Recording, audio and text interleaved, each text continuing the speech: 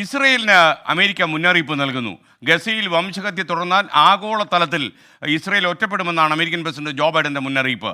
റംസാൻ മാസത്തിൽ താൽക്കാലിക വെടിനിർത്തലിന് Israel സമ്മതിച്ചിട്ടുണ്ടെന്നും American president പറയുന്നു. മധു കൊട്ടാരക്കര അമേരിക്കയിൽ നിന്നും തത്സമയം ചേരുന്നു. മധു, ഗുഡ് മോർണിംഗ്.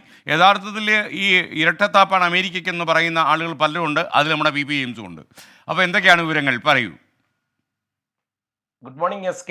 NBC ടെലിവിഷന് നൽകിയ അഭിമുഖത്തിലാണ് ഇസ്രയേൽ ഹമാസ് യുദ്ധത്തെപ്പറ്റി അല്പം മനസ്സൊക്കെ തുറന്ന് അമേരിക്കൻ പ്രസിഡന്റ് ജോ ബൈഡൻ തന്റെ അഭിപ്രായങ്ങളൊക്കെ പ്രകടിപ്പിച്ചത്. ഗസയിൽ നടക്കുന്ന വംശഹത്യയിൽ ഇസ്രയേൽ ആഗോളതലത്തിൽ ഒറ്റപ്പെടുന്നതും ഇസ്രയേലിനെ പിന്തുണയ്ക്കുന്നതിന്റെ പേരിൽ ഈ അമേരിക്കയ്ക്ക് തുടർച്ചയായി പഴി കേൾക്കേണ്ടി വരുന്നതും ഒക്കെ മനസ്സിലാക്കിക്കൊണ്ടായിരിക്കാം ഈ ജോ ബൈഡന്റെ പ്രതികരണങ്ങൾ വന്നത്. ഇതിനെല്ലാം പുറമെ ഈ ഗസയിൽ വംശഹത്യക്കെതിരെ അമേരിക്കൻ ജനതയ്ക്കുള്ളിൽ അടുത്ത കാലത്തായി വലിയ തോതിൽ ഒരു പൊതുവികാരമൊക്കെ രൂപപ്പെട്ടു വരുന്നതും അതുപോലെ വരാൻ പോകുന്ന അമേരിക്കൻ പ്രസിഡൻഷ്യൽ തെരഞ്ഞെടുപ്പിനെ നേരിടുന്ന ഈ തന്റെ നിലനിൽപ്പിന്റെ പ്രശ്നവുമെല്ലാം ബൈഡനെ സ്വാധീനിച്ചിട്ടുണ്ടെന്ന് വളരെ വ്യക്തമാണ് അദ്ദേഹത്തിന്റെ മറുപടികൾ നമ്മൾ കേൾക്കുമ്പോൾ. ഈ ഗസയിൽ വംശഹത്യ തുടർന്നാൽ ഇസ്രയേലിലെ യാഥാസ്ഥിതിക ഗവൺമെന്റിന് അവിശ്വസനീയമായ വിധം അന്താരാഷ്ട്ര പിന്തുണ നഷ്ടപ്പെടുമെന്ന് ബൈഡൻ ഈ അഭിമുഖത്തിൽ തീർത്തു പറഞ്ഞിട്ടുണ്ട്.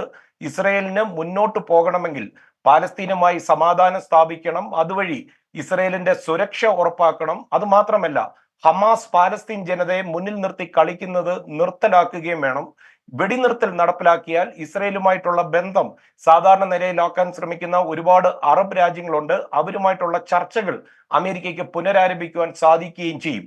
ഈ വരാനിരിക്കുന്ന മുസ്ലിം പുണ്യമാസമായ റംസാനിൽ ഹമാസ് ബന്ദികളാക്കിയ ചിലരെ മോചിപ്പിക്കുവാൻ ധാരണയിലെത്തിയാൽ താൽക്കാലിക വെടിനിർത്തലിന് ഇസ്രയേൽ സമ്മതിച്ചതായും ബൈഡൻ ഈ അഭിമുഖത്തിൽ പറയുകയുണ്ടായി.